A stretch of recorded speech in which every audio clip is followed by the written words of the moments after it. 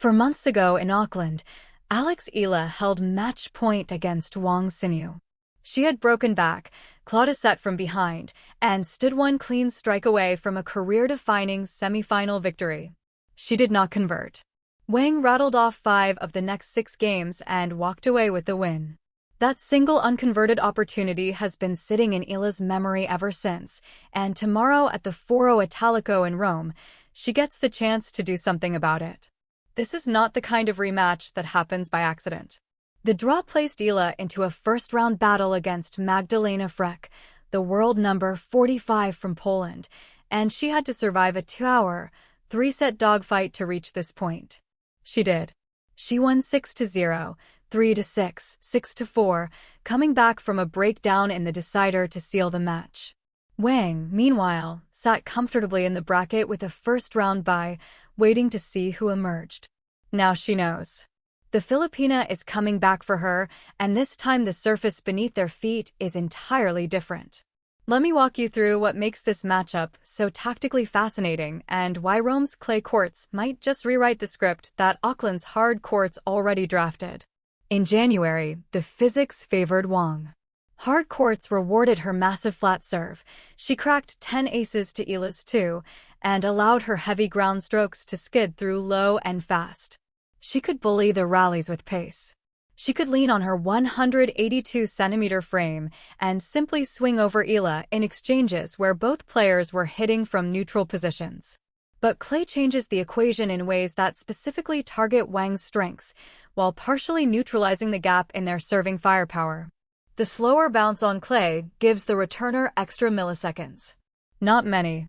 Maybe 50 to 100 additional milliseconds of ball flight between bounce and contact point. But for a player like Eala, whose return game is the centerpiece of her competitive identity, that fraction of additional time transforms an unreachable flat serve into one she can read and redirect. In Auckland, Wang won 65% of her first serve points. On clay, where that same serve loses pace after the bounce and sits up just slightly higher, Eala's ability to neutralize it goes from marginal to functional. That is not a small tactical adjustment. That is the difference between getting broken twice in a match and getting broken 5 times. Here is what Eala has been building toward all spring. After the hardcourt season ended, she flew back to Mallorca and embedded herself at the Rafa Nadal Academy. Tony Nadal personally oversaw her initial clay court training sessions. The work focused on 2 specific areas: movement patterns and ball control in extended rallies. These are the exact deficiencies that clay exposes. You cannot fake footwork on dirt the way you sometimes can on hard courts, because the surface punishes lazy positioning by making recovery impossible. Eala herself said she felt she was moving better than last year, and the early return supported that claim. She beat Julia Grabher in her first clay match of the season at the Linz Open, serving at 60% first serve accuracy and saving 9 of 10 break points. But then the results got messy. She lost to Leylah Fernandez 6-1, 6-4 at Stuttgart. She beat Anastasia Pavlyuchenkova in Madrid's first round, then got demolished by Elise Mertens 2-6, 1-6 in the second. Those scores are not encouraging reading. A 6-1, 6-4 loss and a 2-6, 1-6 loss in back-to-back tournaments suggest a player whose clay adaptation is still fragile, still liable to crack under sustained pressure from experienced clay movers. Mertens in particular carved Eala apart with slice backhands that stayed low and forced the Filipina to generate her own pace from difficult contact points. That specific vulnerability, the difficulty of manufacturing power from below the net cord on a surface that does not give you free pace, remains a live concern going into the Wang match. And yet, the Frech match told a different story. Down 1-3 in the third set against a player ranked 3 spots below her, Eala found something. She extended rallies. She moved Frech laterally and waited for the errors to come. She broke back in the 6th game and then reeled off 3 consecutive games to close the set. What mattered was not the quality of individual shots, it was the patience. Last year in Rome, Eala lost her opening match to Marta Kostyuk 6-0, 6-1. That scoreline reflected a player who panicked on clay, who rushed every point because she did not trust her legs to survive extended baseline exchanges. The freak comeback, particularly the way she accepted the rallies and competed point by point without forcing low percentage shots, suggests that something fundamental has shifted in her relationship with this surface. Now let us talk about Wang Xinyu, because she arrives in Rome carrying her own set of unresolved questions. Her 2026 has been productive but punctuated by troubling collapses. She reached the final at the ASB Classic in Auckland, losing to Elina Svitolina. She beat Anhelina Kalinina at the Australian Open. She has a 15-11 record and has earned over $500,000. But the clay transition has been brutal. At a WTA event in La Bisbal d'Empordà in late April, she lost to Elina Kariva, a player ranked well below her. More telling was her Madrid campaign. She won her opener against Chloe Paquette in 3 sets, then collapsed against Laura Sampson, losing the final set 6-0 without winning a single game. Sampson is ranked 171st in the world. When a top 35 player loses a set 0-6 to someone ranked outside the top 150, the explanation is rarely tactical. It is usually physical or psychological, and in Wang's case, there is recent history to support the physical theory. She retired against Sorana Cîrstea during the clay swing, unable to complete a match. So both players enter this meeting carrying damage. Eala's damage is structural. The serve remains a liability, with 62 double faults against only 19 aces across her 2026 season. That ratio is among the worst in the top 50. Wang's damage is more immediate and harder to predict. She may be fully healthy, or she may be one extended rally away from something giving way again. Neither player can be certain what version of herself she will bring to court whatever Rome assigns them on Thursday. The tactical blueprint for Eala is straightforward to articulate but demanding to execute. She needs to make the match long. Not individual points, the match itself. Every set that goes deep, every game that goes to deuce, every extra 10 minutes on court tilts the probability in her direction, because Wang's recent pattern has been implosion under accumulated physical stress. In Auckland, Wang needed the third set to finally put Eala away, and she did so largely on the strength of her serve bailing her out of trouble. On clay, that escape hatch becomes narrower. The serve will still be a weapon. Wang is tall, she generates serious racket head speed, she can hit spots, but the return of serve becomes more of a 50-50 exchange when the surface slows the ball. Eala needs to make Wang play, make her construct points rather than end them, and trust that the Italian clay will reward the player who is willing to compete on more shots per rally. For Wang, the path is the opposite. She wants short points. She wants to step inside the baseline on Eala's second serve and drive it into the open court before the rally even develops a rhythm. She wants to use her height advantage on serve, those flat first serves at over 170 kilometers per hour, to generate free points and avoid the kind of grinding baseline exchanges where Eala's anticipation and court coverage can neutralize raw power. On hard courts in Auckland, Wang found ways to shorten points. She won 53% of her service points across the 3 sets. On clay, she will need to maintain that ratio while dealing with the slower surface response time that robs her biggest weapon of its bite. If she can serve at 70+% first serve accuracy and win close to 65% of those points, she controls the match regardless of what Eala does from the baseline. What makes this particular venue interesting is that Rome's clay, while slower than hard courts, plays faster than Roland Garros or traditional European red clay because the Italian Federation maintains their courts with slightly less water and the balls used tend to be marginally livelier. This means Wang does not face the worst-case scenario for her game style. She is not playing on heavy, wet, slow Parisian dirt that would completely neutralize her power. She is playing on medium-paced clay that will reduce her advantages without eliminating them entirely. That is actually the worst possible outcome for Eala, because it means the Filipina cannot fully rely on the surface to do the neutralizing work for her. She still has to compete shot for shot, and she still has to deal with Wang's power even if that power arrives with slightly less sting. The Auckland match offers the most relevant tactical data. Let me pull out the key numbers. In the first set, which Eala won 7-5, she was aggressive on return, winning 50% of Wang's second serve points.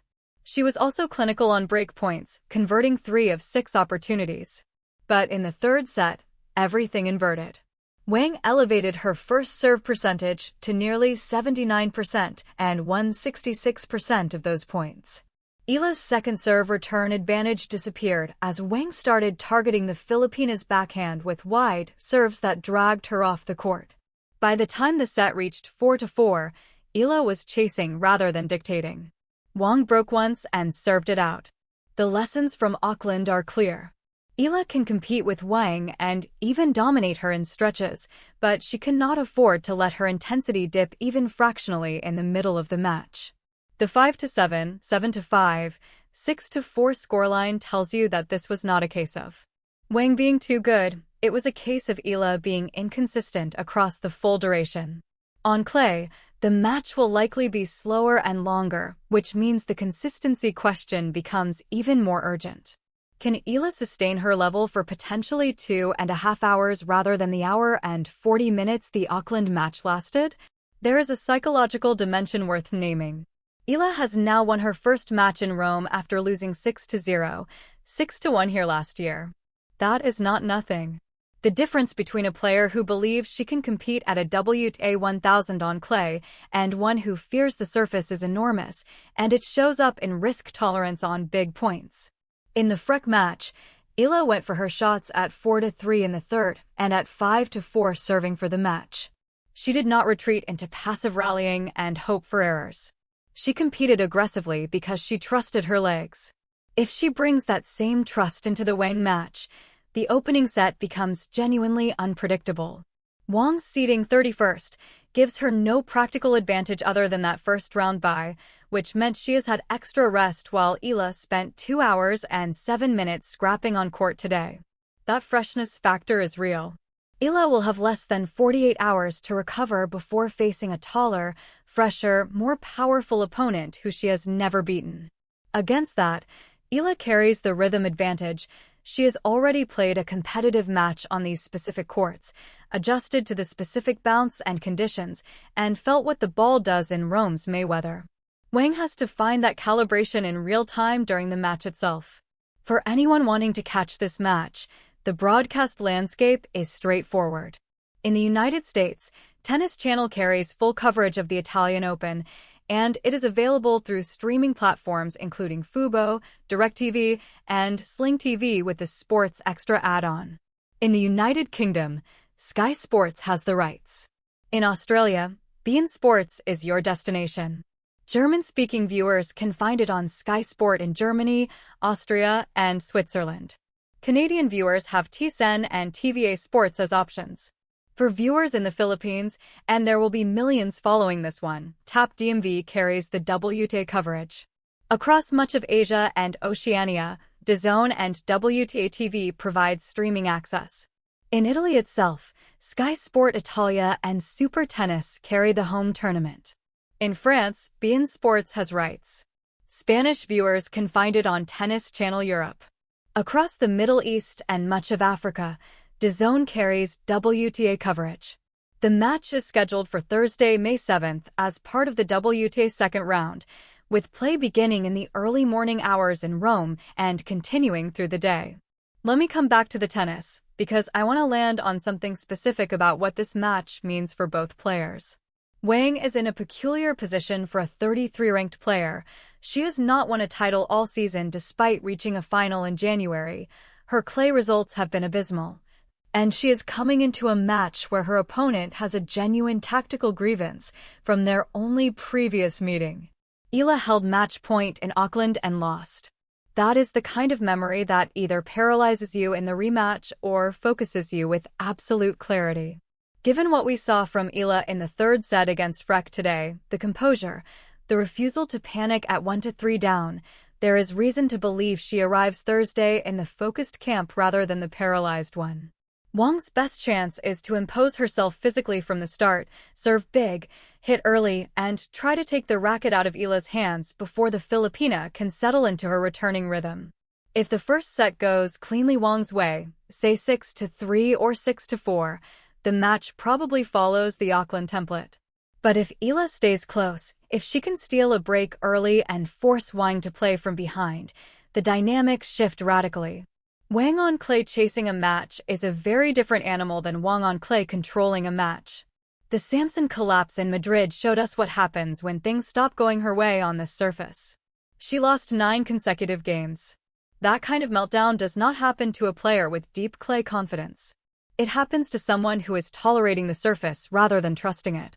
Eala, for all her clay struggles, may actually trust the surface more than Wang does right now. That is the paradox of this matchup. The player ranked lower, with the weaker serve, with the worst record on clay across her career, might actually feel more at home on this specific surface at this specific moment than the higher-ranked opponent sitting across the net. Tony Nadal's fingerprints are on that. The work in Mallorca. The belief that clay rewards the player who is willing to stay in the fight. Eala has absorbed that lesson intellectually, and today she demonstrated it physically. Thursday will tell us which version of each player shows up. The beauty of a rematch with this particular emotional architecture is that both women know exactly what happened last time, both know what they did right and what they did wrong, and both know the other one remembers too. There is no mystery, no scouting advantage, no confusion about identity. This is just 2 tennis players, 4 months older, on a different surface, in a different country, settling an unfinished conversation. For Eala, it is an opportunity to prove that Auckland was a learning experience rather than a ceiling. For Wang, it is a chance to demonstrate that her recent clay struggles were circumstantial rather than fundamental. Only one of them gets to carry that proof forward into the 3rd round, where Elena Rybakina likely waits. That is enough. That is all any sport needs to be compelling. 2 people with something real at stake, a court between them, and the complete uncertainty of what happens next.